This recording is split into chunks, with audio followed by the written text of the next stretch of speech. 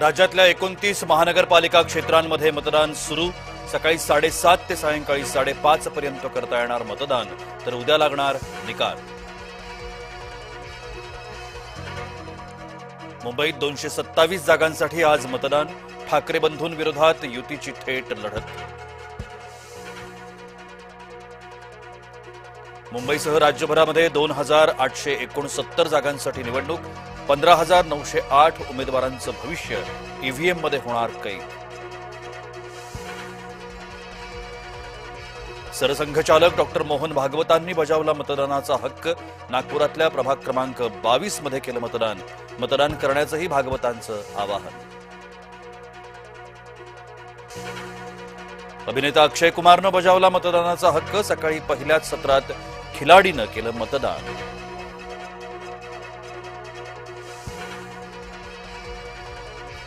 मतदानापूर्वी नेते बाप्पाच्या चरणी। यशवंत किल्लेदार, अमित साटम सिद्धिविनायकाच्या दर्शनाला।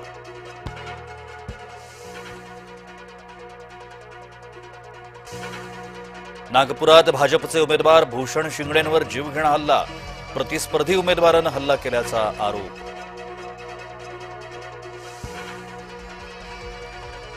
मतदानापूर्वीच ठिकठिकाणी हिंसाचार। निवडणूकपूर्व हिंसाचार, अनेक जण जखमी। चाकू हल्ला, तोडफोड, मारहाणीच्या अनेक घटना।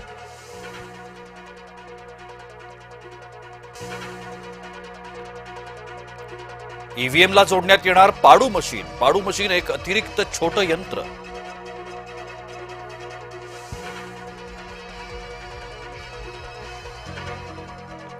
पाडू नावाच्या मशीनबद्दल राजकीय पक्षांना अधिक माहिती का दिली नाही?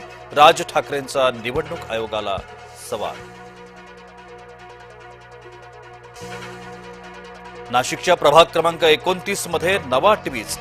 भाजपचे बंडखोर मुकेश सहाने यांना ठाकरे गटाचा पाठिंबा। भाजपनं तिकीट कापल्यानं मुकेश सहाने अपक्ष रिंगणात।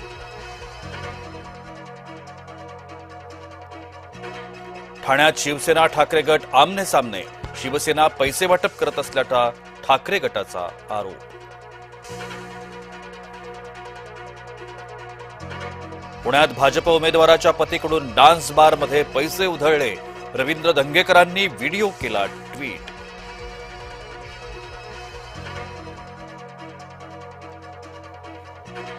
फलक राष्ट्रवादीचा, फोटो फडणवीस आणि उद्धव यांचा। घाटकोपर प्रभाग क्रमांक 126 मधला प्रकार। राष्ट्रवादीच्या फलकाची जोरदार चर्चा।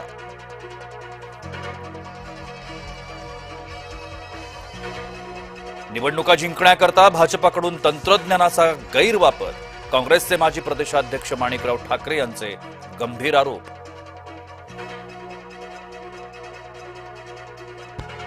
डिजिटल प्रचारातून आचारसंहितेचा भंग केल्याचा आरोप। ठाकरे गटाची निवडणूक आयोगाकडे तक्रार।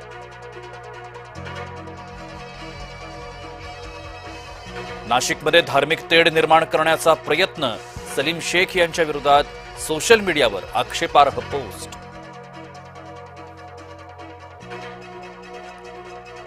नागपुरात झळकले काँग्रेस विरोधातले पोस्टर्स। काँग्रेसने धोका दिया पोस्टर्सची चर्चा।